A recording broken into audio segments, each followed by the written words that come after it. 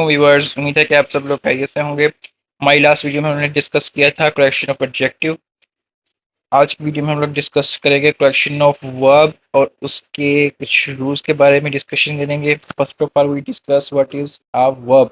A verb is a word that show action और state of being, यानी वो अल्फाज जो हमें एक्शन या फिर स्टेट के बारे में बताते हैं वो क्या होते हैं, हमारे पास वर्ब होते हैं।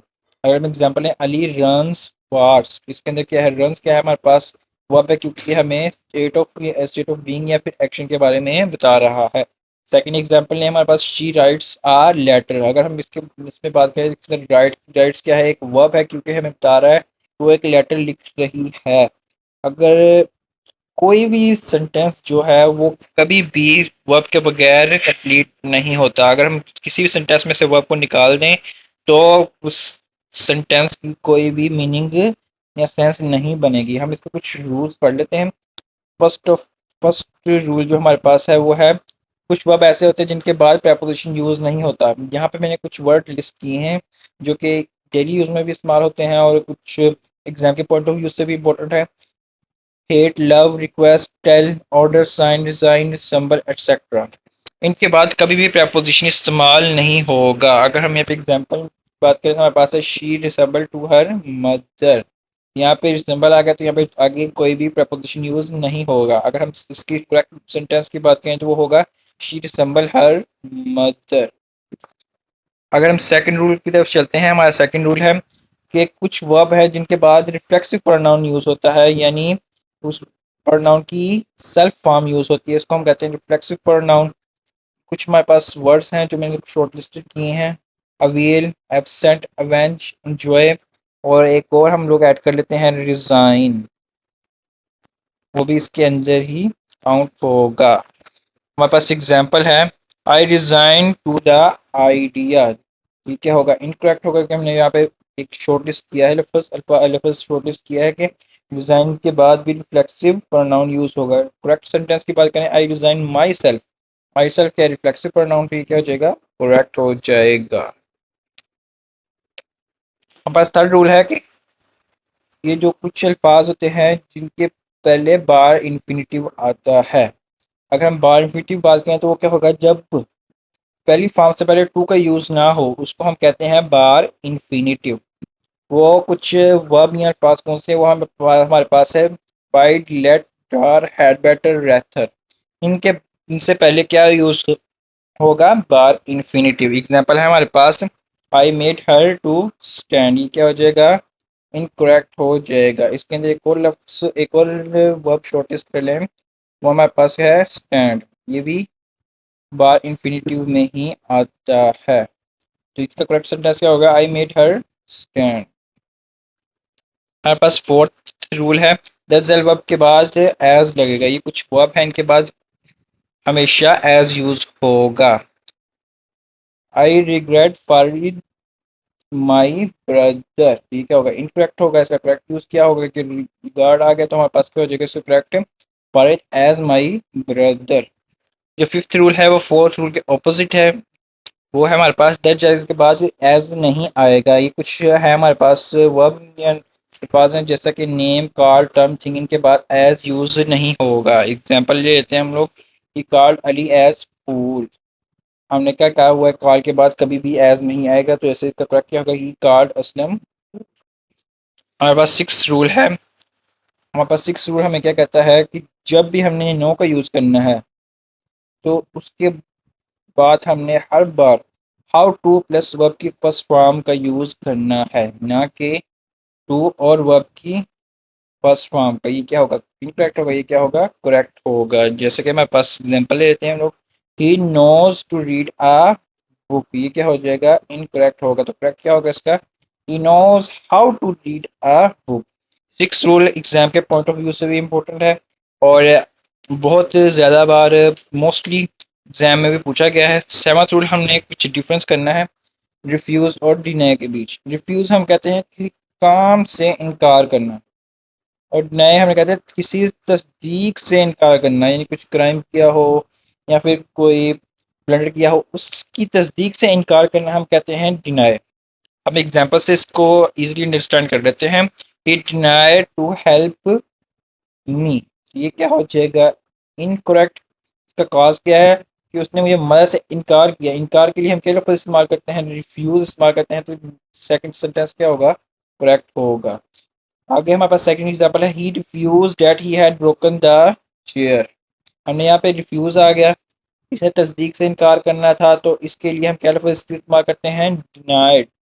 तो उसके लिए इसका करेक्ट सेंटेंस क्या होगा, ही denied that he had broken the chair. हम लोग एट रूल की बात कर लेते हैं। एट रूल है हमारे पास एक्टिव, कंसिस्ट अमूमन एक्टिव सेंस में यूज होता है, प्रोग्रेसिव या पैसिव सेंटेंस में यूज नहीं होता। एग्जाम्पल है हमारे पास, freedom is consisted in will power. ये क्या होगा, इनकरेक्ट होगा, क्योंकि हमने बात की है कि एक्टिव सेंटेंस में, एक्टिव सेंस में यूज होगा, तो करेक्ट क्या होगा, freedom consist in will power.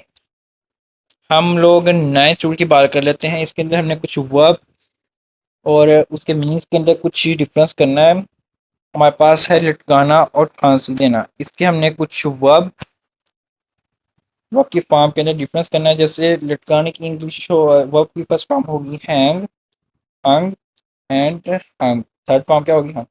अगर हम फांसी देने की बात करें, उसके हमारे पास क्या होगी, हैंग, हंग या फिर हंग। थर्ड फॉर्म क्या होगी, हंग। हम इस एग्जाम्पल से अच्छी तरह अंडरस्टैंड कर लेते हैं। जैसे हमारे पास है द पिक्चर इज हैंग्ड। यहाँ पे हमने क्या बात की है, पिक्चर लटकाई गई है, तो इसके लिए हम क्या लफ्ज़ इस्तेमाल करते हैं, थर्ड कौन सी फॉर्म, आपकी थर्ड फॉर्म क्या होती है, लटकाना है, हंग। तो इसकी क्या हो जाएगी, करेक्ट सेंटेंस क्या हो जाएगा, द पिक्चर इज हंग। हमारे पास टेंथ रूल है, स्विम और फ्लोट के अंदर हमने कुछ डिफरेंस करना है। स्विम हम बात करेंगे जब कोई चीज़ कोशिश से तैरती है पानी की सतह के ऊपर, उसके लिए हम लोग इस्तेमाल करते हैं स्विम का लफ्ज़। और जब कोई बगैर कोशिश के पानी की सतह के ऊपर तैरे, उसको हम कहते हैं फ्लोट। जैसे कुछ जानदार चीज़ें स्विम करती हैं इंसान, और फ्लोट करती हैं कुछ बेजानदार चीज़ें। लेकिन कुछ ऐसे भी जानदार हैं जो फ्लोट करते हैं, जैसा कि डक है हमारे पास। अगर हम इसकी एग्जांपल लें तो हमारे पास एग्जांपल है, तो डक इज स्विमिंग। ये क्या हो जाएगा, इनकरेक्ट होगा, क्योंकि डक क्या है, बगैर कोशिश के ही पानी की सतह पर तैर सकती है। तो उसके लिए हम क्या लफ्ज़ इस्तेमाल करके करेंगे, float. The duck is floating. ये क्या हो जाएगा, करेक्ट हो जाएगा।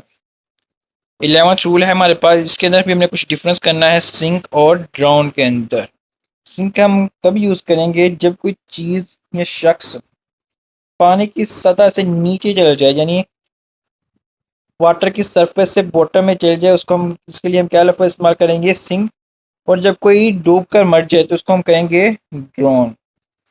हम लोग आगे कुछ फिर अगेन वर्ब के अंदर डिफरेंस कर लेते हैं। जैसा कि हमारे पास है, दो वर्ब है, लेटना, अंडे देना वगैरह, ये गैर मुतहरिक रखना, या फिर मोहतात।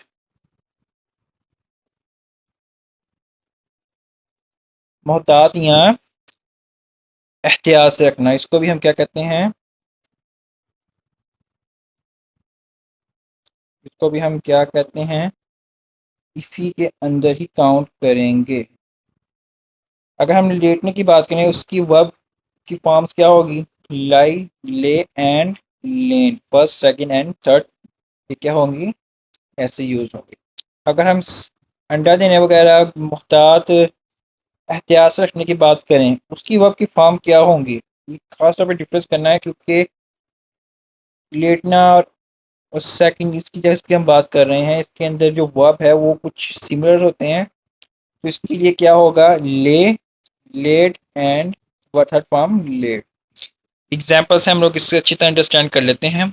जैसे हमारे पास एग्जाम्पल फर्स्ट है, the hen has lane an egg. यहाँ पर थर्ड फॉर्म यूज होगी, तो अंडे देने की थर्ड फॉर्म क्या है हमारे पास, लेट। तो ये क्या होगी हमारे पास, इनकरेक्ट होगा। इसको करेक्ट क्या होगा, the hen has lead an egg. अगर हम सेकंड एग्जाम्पल की बात करें, the book lay, he laid the book on the table.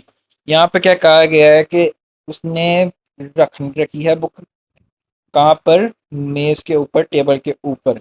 तो उसके लिए हम क्या कौन सा वर्ब इस्तेमाल करते हैं, कौन सा लफ्ज़ इस्तेमाल करते हैं, लेट, इसकी क्या हो जाएगी, पहला क्या होगा, इनकरेक्ट होगा, सेकंड क्या हो जाएगा, करेक्ट हो जाएगा।